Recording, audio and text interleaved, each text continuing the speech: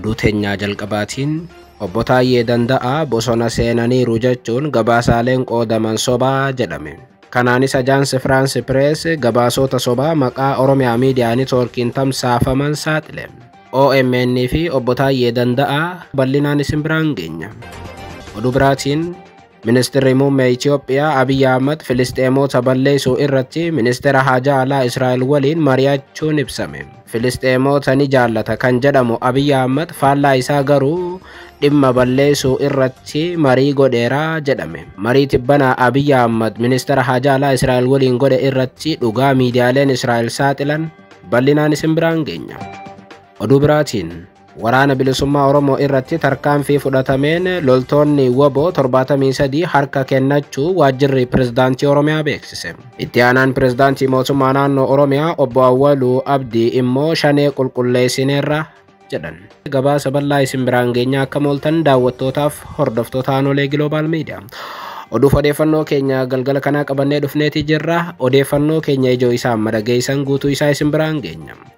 Aga xumura sagantaa keenyaatti dhaggeeffachuun yaada qabdan gara koomentiitiin nuuf barreessaa. Viidiyoon keenya namoota hedduu biraa akka dhaqqabuuf immoo like, share, subscribe godhuun dagatinaa isiniin jenna. Kallattumaan gara gabaasa bal'aattiin isin qajeelcha. Oduu teenyaa jalqabaatiin Ministeerri Muummee Abiy Filisxeemota balleessuu irratti Ministeera Haajaa Alaa Israa'el waliin mari'achuun ibsame. Filisxeemota ni jaallata kan jedhamu Abiy faallaa isaa garuu balleessuu irratti Ministeera Haajaa Alaa Israa'el faana mari'atee jedhame. Guyyaa lama dura Ministeerri dhimma alaa Israa'el Finfinneetti imaluun bulchaa Itoophiyaa Abiy Ahmedii fi Ministeera dhimma alaa Itoophiyaa faana marii akka godhan gabaafnee turre. Daawwannaa guyyaa lamaatiif gara Finfinneetti kan qajeelan Ministeerri dhimma alaa Israa'el guyyoota lama keessatti qondaaltota Itoophiyaa dabalatee manneen amantaa gariitis daawwataniiru. Yeroo ammaa Gaazaa keessatti Filisxeemota duguugatan jirtu Israa'el erga waraana kana Filisxeem irratti jalqabdee daawwannaan Ministeerri dhimma alaa Israa'el Itoophiyaatti taasisan kun isa addaatii jedhame. Daawwannaan kun keessoon isaa ammallee maal akka ta'e bal'inaan ifaa miti. Dhimma kanaan wal qabatee garuu gabaasaaleen Finfinnee bahanii fi Teel Aviv irraa ba'an guyyaa tokko jidduutti wal dhabaniiru. Wiixata Ministeerri dhimma alaa Israa'el kun akkuma Finfinnee dhufaniin miidiyaaleen Itoophiyaa gabaasa hojjetaniin Itoophiyaa fi Israa'el dameewwan nageenyaa, fayyaa, barnootaaf teeknooloojii irratti tumsaan hojjechuu irratti akka mari'atan gabaasaa turan. Ministeerri Muummee Abiy dhufaatii qondaala Israa'el kana ilaalchisee ergaa dabarseen biyyoonni lamaan hariiroo bara dheeraa bu'uura seenaa irratti ijaarame qabaachuu eeruun arraas tumsi keenya gama diinagdee, siyaasa, diippiloomaasii, hawaasummaatii fi kanneen birootiin cimee itti fufeeraa jedhan Abiy guyyaa lama dura yoo barreessan. Asitti Ministeerri Muummee Abiy Ministeera Haajaa Alaa Israa'el faana maal akka mari'atan bal'inaan ibsuurraa of qusatanii turan. Akka bulchaa biyyattiitti Ministeera Haajaa Alaa faanas ibsa miidiyaaleedhaaf hin kennine. Ministeerri Muummee Abiy maal akka Ministeera Haajaa Alaa Israa'el faana mari'atan bal'inaan ibsuu baatanis akkuma gubbaatti jenne miidiyaaleen isaa immoo Itoophiyaa fi Israa'el dameewwan nageenyaa, fayyaa, barnootaaf teeknooloojii irratti mari'atanii jechuun gabaasaa turan. Haa ta'u malee faallaa kana gabaasaaleen Teel Aviv irraa kaleessaarraa kaasee bahaa jiran faallaa kanaati. Kanaanis Ministeerri Muummee Abiy Ahmedii fi Ministeerri dhimma alaa Israa'el Filisxeemota balleessuu irratti akka mari'atan guyyaa tokko booda gama Israa'elii dhaga'ame. Miidiyaan Israa'el tokko waajjira Ministeera dhimma alaa Israa'el wabeeffachuun akka gabaasetti Ministeerri Muummee Abiy Ahmedii fi Ministeerri dhimma alaa Israa'el garee jihaadistoota balleessuu irratti mari'atanii jechuun gabaase. Gabaasni afaan Hibrootiin hojjetame kun akka jedhutti garee jihaadistoota Filisxeem keessa jiran Yamaniif Afrikaa keessa socho'an ni dhabamsiifna jechuun dhimma kanarratti Abiyyii fi Geediyoon Saar bal'inaan akka dubbatan kaayam. בפגישותיי עם ראש ממשלת אתיופיה אביי אחמד עלי ושר החוץ שלה דוקטור גדעון תימותאוס באדיס אבבה הדגשתי את האתגרים המשותפים לשתיים המדינות ובהם ההתמודדות עם הטרור הג'יהאדיסטי. As keessatti garee Hamas balleessuun marii isaanii ijoo akka ture miidiyaan Israa'el kun afaan Ibrootiin gabaasa hojjeteen ni kaasam. Ammatti Israa'el garee jihaadistoota jechuun kan isiin ifatti waamtu tokko Hamas turan. Maqaa Hamasiin immoo Filisxeemota nagaa akkuma 70 ol Israa'el ajjeeftee akka turte addunyaan ragaa ba'a. kanaanis Israa'el ammatti yakkamtuu waraanaa tan jalqabaati. Mootummaan Itoophiyaa dhimma Hamaas balleessuu irratti akka isa deeggaru ministeerri haajaa alaa kun ifatti gaafachuus gabaasni miidiyaa Israa'el kun ni kaasam. Waliigalli marii kana Hamaas balleessina kan jedhu ta'us akkuma baratame maqaa Hamaasiin Filisxeemota balleessuu ture. Mootummaan Itoophiyaa haala kanaan yakkamtoota waraanaa faana marii eegaluu isaati. Miidiyaaleen Israa'el dhimma kana bal'inaan yoo gabaasaniyyuu gama Itoophiyaatii garuu diddibaan akkuma duri. Kun kanaan osoo jiru ministeerri dhimma alaa Israa'el kun mana amantaa Ortodoksii Tawaahidoo Itoophiyaa daawwatanii jirus jedhame.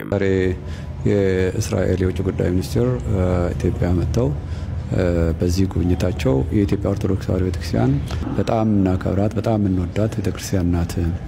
በታሪክም በባህልም እንደዚሁም ደግሞ በተለያየ መልኩ ከኛ ጋር ያለች ናት። እኛም ደግሞ ከሷ ጋር ነን በማለት ነው የጎበኙት። ቅዱስነታቸው ጋራም ብዙ ተወያይተዋል።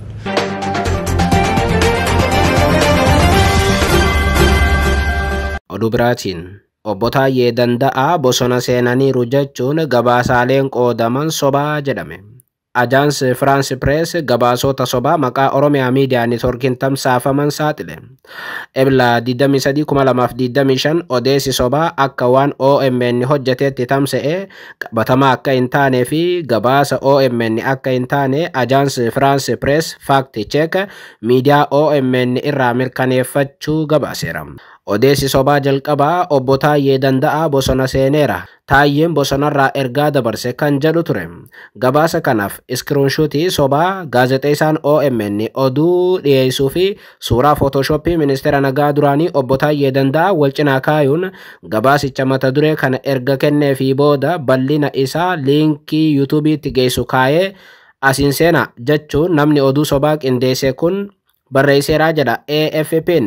Liinkiin kun gabaasa bilbilaa kan obbo Taayyee Danda'aa akka qabu kan kaase AFP'n gabaasni YouTube kanarra jiru sagaleen bilbilaa obbo Taayyee ni dhagahamas jedhama. Suurri obbo Taayyee maayikii qabatanii dhaabbatan viidiyoo kana keessatti akka hojjetames era. Ajaansi France Press AFP'n akka mirkaneeffatetti gabaasni sobaan qindaa'e kun suuraa obbo Taayyee fayyadamuudhaan gaafiif deebi'ii obbo Taayyeen muddee 9/2023 BBC Afaan Oromoo waliin taasiseedha jedheeram. Warri YouTube irratti oduu sobaa qindeesse immoo waan waggaa tokko duraa fuudhee kan ammaa fakkeessee dhiyeesseera jedha AFP'n. Walumaa galatti Photoshoppiitu walitti qindaa'e malee sagaleen dhagahamu guutummaatti kan BBC Afaan Oromoo irraa fudhatame ta'uu Ajaansi France Press mirkaneesseera.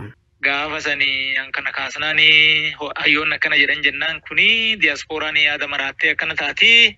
Ajaansi France Press OMN gabaasota akkana akka hin hojjetin OMN irraa mirkaneeffachuu himem.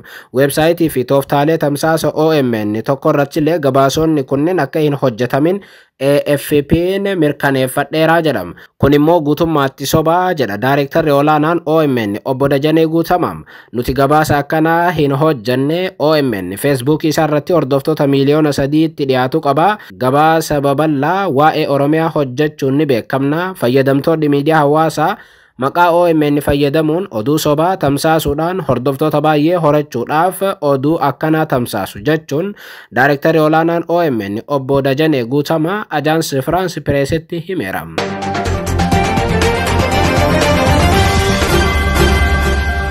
Oduu biraatiin waraana bilisummaa Oromoo irratti tarkaanfii fudhatameen loltoonni WBO 73 harka kennachuu waajjirri pirezidaantii Oromiyaa beeksise.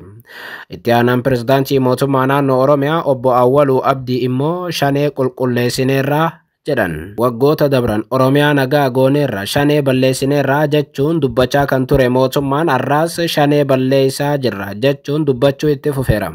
Haaluma kanaan waajjirri pirezidaantii Oromiyaa galgala kana ibsa baaseen mootummaan naannoo Oromiyaa garaagarummaa ilaalchaa madda rakkoo nageenyaatii fi gaaga'ama ummataa ture marii nagaatiin hiikee ummanni hafuura nagaa argatee sochii hawaas diinagdee irratti fuulleeffachuu akka danda'u taasisuuf kutannoo hirreeqqifamneen socho'aa tureeraa jedha. Socho'aas jiraachuu ere.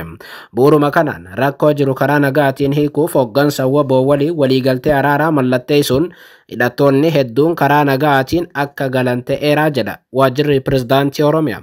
Hidhattoonni WBO isaan wajjin araara buusan immoo Jaal Sanyii Nagaasaati.